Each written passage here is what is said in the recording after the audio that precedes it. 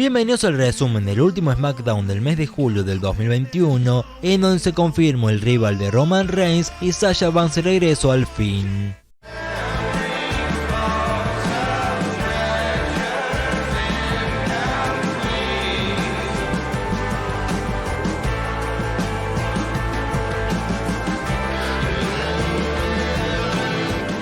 El programa inició por segunda semana consecutiva con John Cena, quien esta vez se refirió a los comentarios de Roman Reigns de la semana anterior, en donde lo llamó una basura y un cobarde por haber rechazado su reto, solo para luego aceptar el de Finn Balor, de quien dijo que lo respetaba y no tenía problemas con él, y luego pasó a preguntarse qué debería hacer Steve Austin si regresa y no hace sus gestos clásicos, y de paso tomó de ejemplo el regreso de The Rock, de quien dijo que cuando volvió todos esperaban que volviera La Roca, pero en vez de eso volvió el pobre y estúpido Dwayne Johnson, y tras esto atacó a Roman, a quien le dijo que quiere que Cena cambie de personaje porque Roman ha tenido que hacerlo todo el tiempo para que la gente lo aceptara, mientras que él no, y tras ello comentaría que Roman solo se ha aprovechado de su posición para evitarlo y ahorrarse el recibir la tremenda humillación que él le daría, y de repente aparecería Baron Corbin en la rampa de la entrada, a quien John Cena le costaría mucho reconocerlo, y no fue hasta que estaba en el cuadrilátero que se dio cuenta que era Corbin,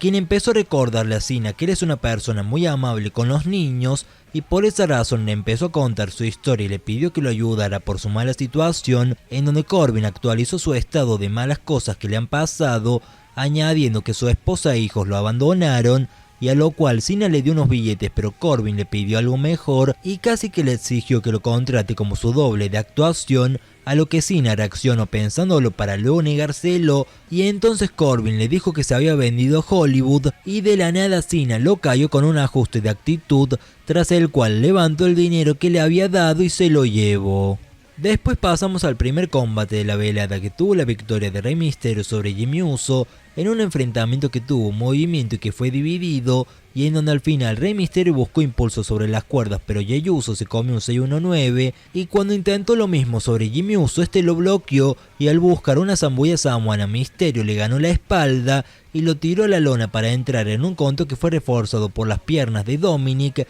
y de esa manera los Misterios lograron vengarse de los Usos esta semana, utilizando la misma jugada de los campeones en pareja de SmackDown. Y tras esto pasamos a la celebración, si es que esto es una celebración, de Bianca Belair superando los 100 días como campeona femenina de SmackDown, en donde primero se repasó la victoria de ella de la semana pasada, y tras eso comenzó a emocionarse recordando todo lo que ha sucedido durante los últimos 6 meses, en donde diría que estaba muy feliz de poder estar celebrándolo aquí con el público, y de repente Carmella llegó a pedir una revancha de la revancha solo para llenar el tiempo, y entonces llegaría Zelina Vega para decir que ella se merece ser su siguiente rival, y tras encararse con Belair quedaría en claro que todo fue una trampa, ya que Carmella la atacó por la espalda y Zelina se le unió en una de las peores ventas de golpes de los últimos meses en el roster principal, con Zelina tirando golpes que le hacen competencia al único golpe que ha tirado Eva Marie desde que volvió, aunque de repente detendrían su ataque cuando apareció de regreso la buena y salvadora Sasha Banks, que limpió el cuadrilátero, y apenas pudo ponerse de pie Bianca, Sasha le dio un gran abrazo del que no la soltó por minutos, terminando así este segmento, al que le continuó el anuncio del regreso del campeonato 24/7 SmackDown, en donde Reginald tendría un combate pactado por quien sea el que tenga el poder en WWE de hacerlo,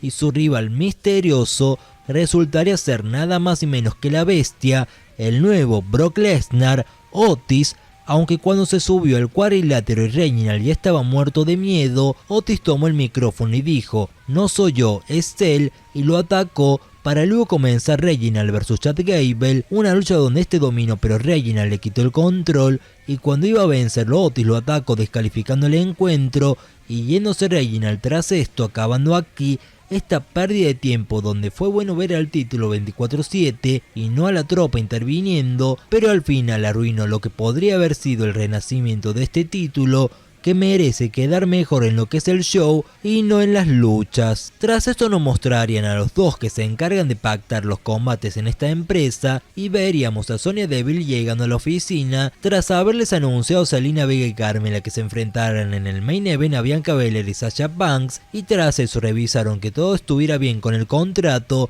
y junto a Pearce fueron directo a la firma del contrato entre Finn Balor y Roman Reigns, que fue lo que continuó y donde Roman se sentó en la cabecera de la mesa, donde justo cuando iba a hablar, el público empezó a gritar por Cena, ante lo que Roman le dijo a Balor que Cena había dado a entender que él era un luchador de bajo nivel, intentando meter cizaña por acá para luego continuar con un ataque directo a Balor, diciéndole que lo va a destrozar y lo va a mandar de regreso a NXT, y ahí pasó a firmar el contrato, ante lo que Balor le dijo que estará orgulloso de regresar a NXT con el campeonato universal, y cuando tomó el contrato para firmarlo, Baron Corbin lo atacó de la nada mientras Roman Reigns, sentado, miraba todo muy atento y disfrutando lo que pasaba, y tras mandarlo contra la mesa de los comentarios, Corbin tomó el contrato y cuando iba a firmarlo, la pesadilla de Corbin llegó y otra vez John Cena le robó su sueño atacándolo y quitándole el contrato, el cual mirando a Reigns directo, quien se iría enojando más y más pero no haría nada, firmaría el contrato primero colocando su nombre y luego su firma y mostrándole clarito ante la cámara para que quede en claro que John Cena estará enfrentándose a Roman Reigns en SummerSlam. Y al volver de los comerciales veríamos a Paul Heyman tranquilo pero tenso a la vez, preguntándole a Pearce y Sonya sobre la legalidad del contrato que firmó Cena, ante el cual le informaron que todo estaba bien y que el combate era oficial para SummerSlam. A continuación llegó la victoria del trío face de Biggie, Cesaro y Nakamura sobre Apollo Crews, Dolph Ziggler y Robert Roode, una lucha que tuvo una buena dinámica y a un público muy conectado, pero la cual lamentablemente duró poco, y dentro de ese poco aplican que hubo más lucha durante los comerciales que en televisión, y donde Nakamura venció a Apollo Crews, que está peor como campeón intercontinental que Bianca Belair como la campeona de SmackDown. Y después pasó algo similar que la lucha de tríos, porque vimos a Edge entrando y nos fuimos a comerciales, pero al volver estaba Seth Rollins en el cuadrilátero y en eso nos mostraron que el Mesías había atacado en la rampa a Edge, y aquí mientras el público se preocupaba por gritar queremos a Becky, Seth explicaría el porqué de su ataque y dijo que no permitió que Edge ganara el Money in the Bank porque si él no es campeón tampoco dejará que Edge lo vuelva a hacer. Y bueno, después se anunció Finn Balor vs Baron Corbin para la semana que viene, y tras esto llegó una de esas semanas extrañas en WWE, donde al final 6 mujeres terminaron estelarizando Raw y SmackDown en una misma semana, y en donde en esta noche en el show azul, el main event correspondería a la victoria de Sasha Banks y Bianca Belair sobre Carmella y Zelina Vega en un encuentro que tuvo un movimiento pero poca atracción, en donde Bianca bloqueó a Zelina mientras Sasha Banks lograba hacer rendir a Carmella para conseguir el triunfo que festejaron por largos minutos, en donde inclusive tuvieron tiempo para hasta repetir el final, dado que había muchos minutos para estirar, hasta que de la nada Sasha Banks atacó a la muy inocente y distraída Bianca Belair, que terminó siendo destrozada por Sasha,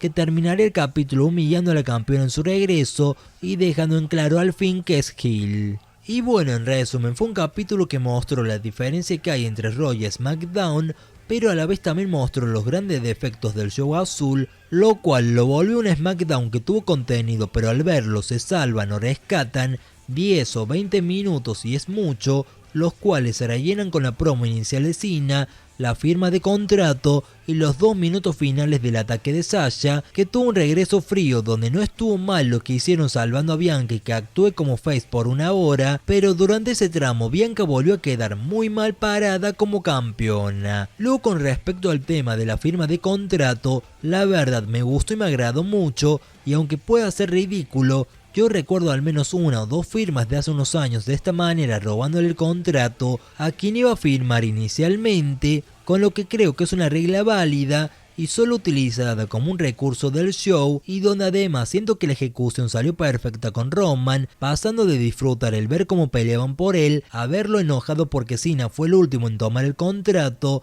lo cual desde el show, que es lo que se ve y se ofrece aquí, pues estuvo muy entretenido. Pero bueno, saliendo de estos puntos, el resto del show fue demasiado relleno, donde la promo de Rollins creo que es de lo poco que queda en el punto medio, dado que una parte del segmento ocurrió en la pausa y a la otra parte la opacaron con gritos por Becky, y en general después la lucha fueron un desperdicio de tiempo, o bueno, simplemente redondearon lo que era el capítulo, uno de relleno con unos aires de transición, donde el regreso de Sasha fue lo supuestamente principal, pero estuvo diluido e hizo que el capítulo al final termine por completo con esa sensación de que las cosas avanzaron, pero no hubo, salvo 2 puntos, nada emocionante durante el resto de las 2 horas. Y bueno, mostrar saber qué les pareció a ustedes el último episodio de SmackDown del mes de julio del 2021.